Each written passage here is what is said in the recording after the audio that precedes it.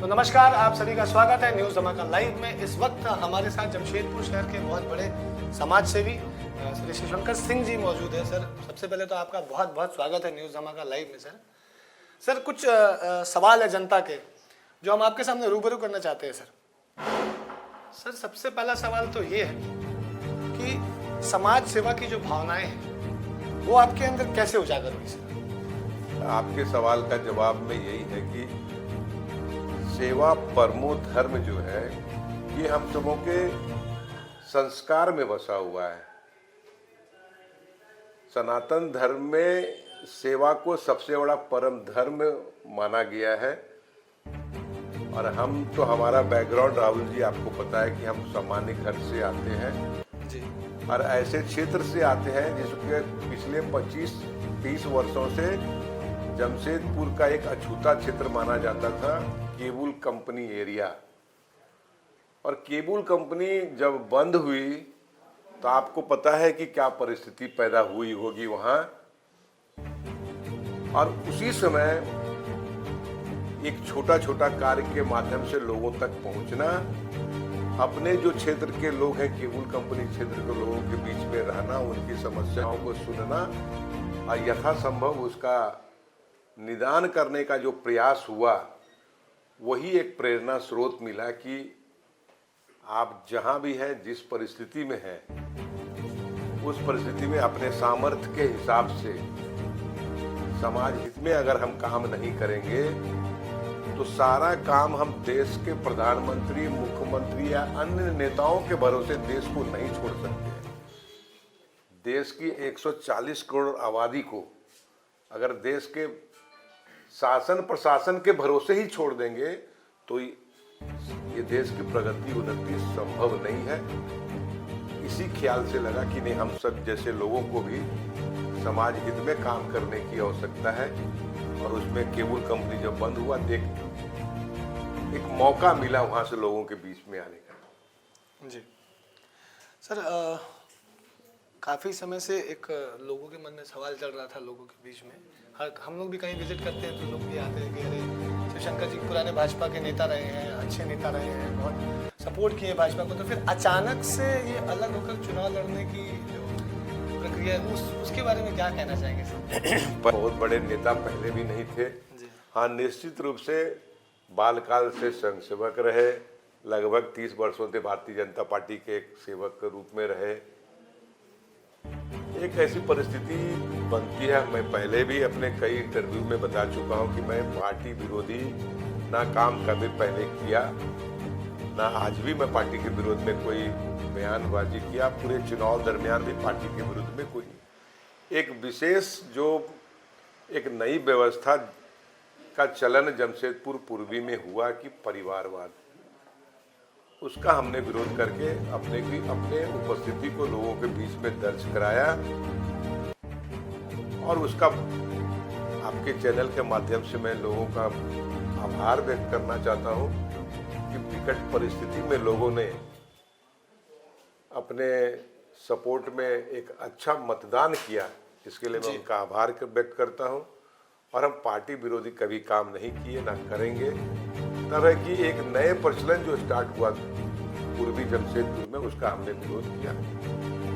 बस विरोध तक ही हमारा रहा, क्योंकि अगर हम विरोध नहीं करेंगे तो आने वाला समय में एक नया चलन चालू हो जाएगा, एक नया प्रचलन होगा, उसका हमने विरोध किया था। तो ये विरोध अभी यहीं तक समाप्त रहेगा कि ये आगे भी चलता रहेगा?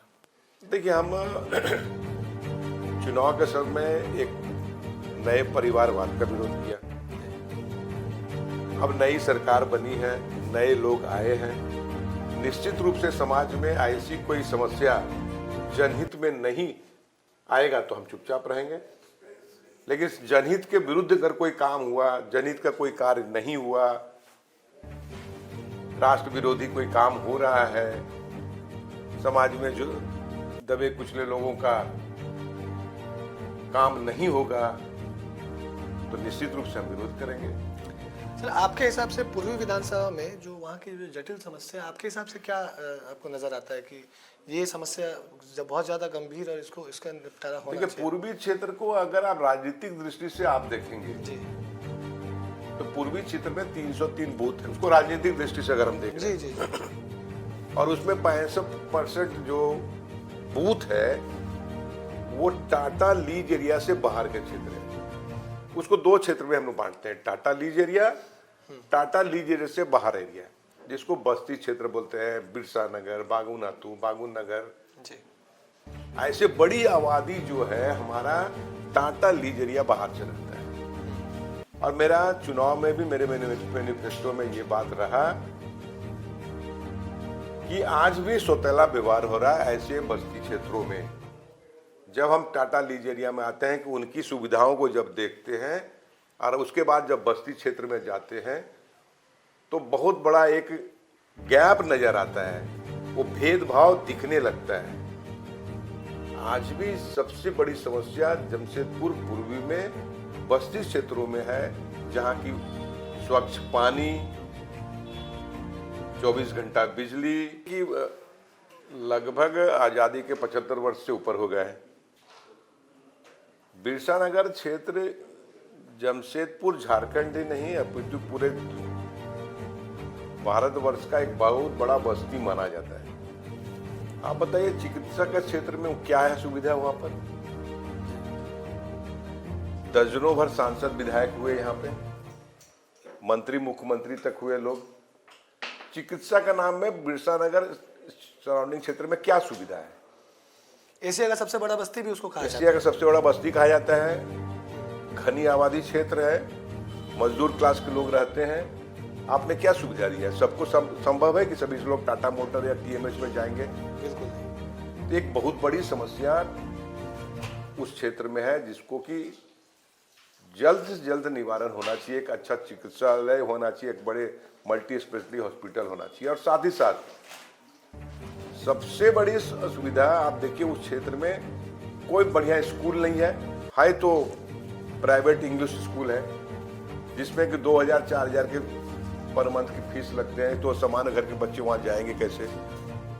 तो हमारे मैनिफेस्टो में पहले भी था और आज भी हम इस बात पर कटिबद्ध हैं कि अपने लोगों के लिए वहाँ पर एक अच्छा हॉस्पिटल सुविधा और कई एक ऐसे स्कूल जिसमें कि समान घर के बच्चे वहाँ जा सके, उसकी सुविधा होनी चाहिए। मैं उसके लिए प्रयासरत निरंतर रहूँगा। आपके द्वारा बहुत सारे बच्चों की पढ़ाई लिखाई का भी काम बहुत जोर शोर से किया जाता है, बहुत सारे बच्चों को आप पढ़ाते भी हैं सर। देखिए, हम तो राहुल जी बहुत सामान्य लोग हैं, हमारा कोई पॉलिटिकल बैकग्राउंड नहीं है, हम बहुत बड़े पूंजीपति घराने से नहीं है। अपनी संस्था एक है कोशिश एक मुस्कान लाने की, वो सामाजिक क्षेत्र में समाज हित में काम करती है पिछले कई वर्षों से। उसमें एक काम जरूर है कि अपने जो क्षेत्र के गरीब बच्चे हैं उसकी कुछ बच्चों को चिन्हित करके हमारी संस्था साल भर ऐसे बच्चों के लिए उसके पढ़ाई लिखाई सुविधा के साथ उनकी स्कूल की फीस या अन्य जो सुविधा उसको यथासंभव कराने का प्रयास करती है।